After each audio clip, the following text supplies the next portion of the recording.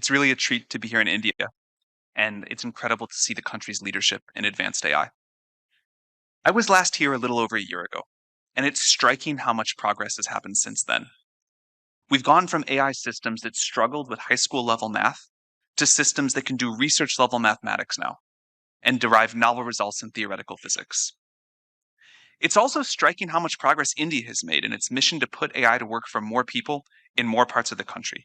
And India's leadership in sovereign AI, building on infrastructure, SLMs, and much more, has been great to watch.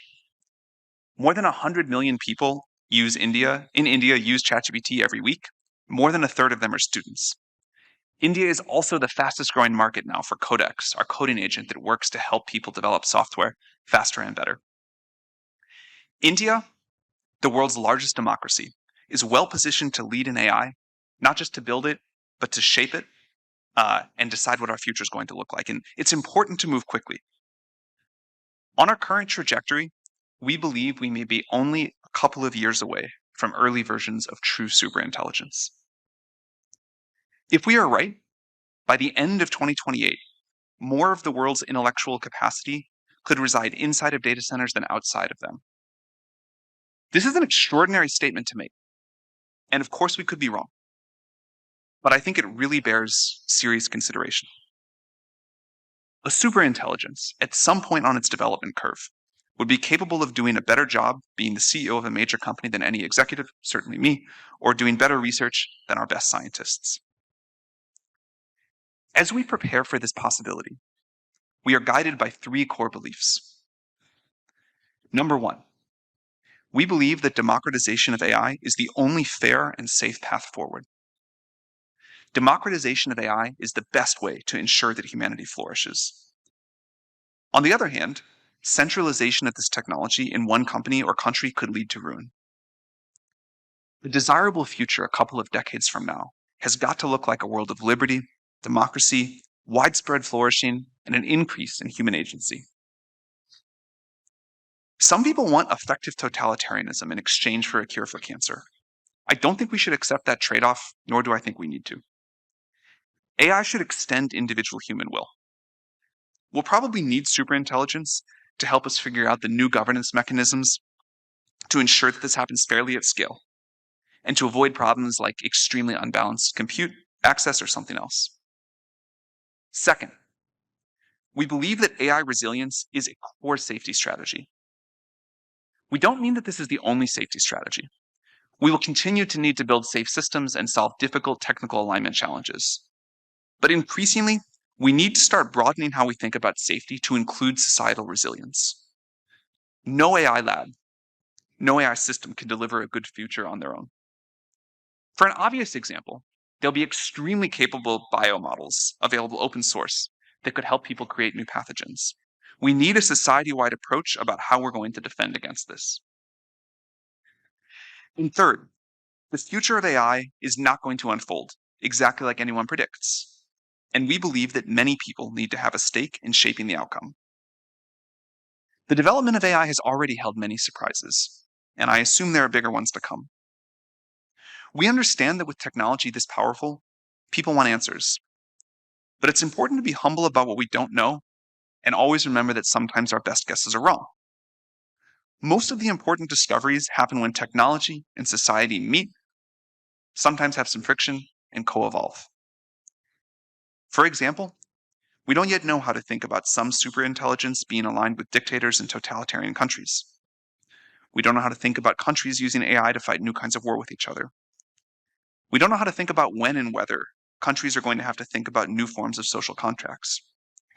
But we think it's important to have more understanding and society-wide debate before we're all surprised. Of special note, and related to all 3 points, we continue to believe that iterative deployment is a key strategic insight, and that society needs to contend with and use each successive new level of AI capability, have time to integrate it, understand it, and decide how to move forward. This has been working surprisingly well so far. If we are right, and systems continue to improve at this pace, it's going to change the economics of a lot of things. A really great thing about AI progress is that it looks like many things are going to get much cheaper. We can have much faster economic growth. We're already seeing what AI is doing for access to high-quality healthcare, education, and more. In the coming years, we expect to see robots make many products and physical goods cheaper as supply chains get automated. The limit to how far this cost reduction can go may only be government policy. But the other side of this coin is that current jobs are going to get disrupted, as AI can do more and more of the things that drive our economy today.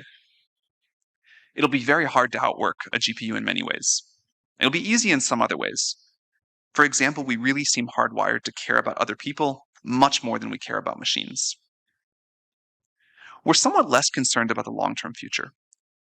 Technology always disrupts jobs. We always find new and better things to do.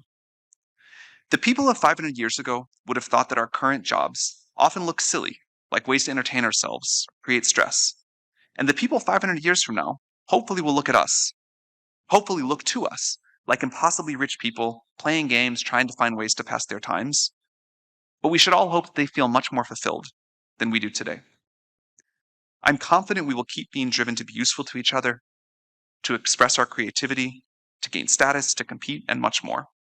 But the specifics of what we do day to day will probably look very different. Each generation has built on the work of the generations before. And with new tools, the scaffolding gets a little taller. This collective external lattice, the set of tools that we have built up around ourselves, is remarkable. And we are capable of doing things that our great-great-grandparents couldn't have dreamed possible. It is a moral imperative to make sure that our great-great-grandchildren can say the same. And technology, and especially AI, is how we're going to get there. For a democratic AI future, it is not enough to just give people tools and wealth. We also need to give them agency and power. The vision that AI companies lay out fundamentally reduced to either unilateral control or decentralized power. Sharing control means accepting that some things are going to go wrong in exchange for not having one thing go mega wrong, cemented totalitarian control. This is a fundamental trade-off of democracy, and it is one that we believe in very strongly as the way to give everyone collective agency over the future. Of course, this is not to suggest that we won't need any regulation or safeguards. We obviously do urgently, like we have for other powerful technologies. In particular, we expect the world may need something like the IAEA for international coordination of AI, and especially for it to have the ability to rapidly respond to changing circumstances. The next few years will test global society as this technology continues to improve at a rapid pace.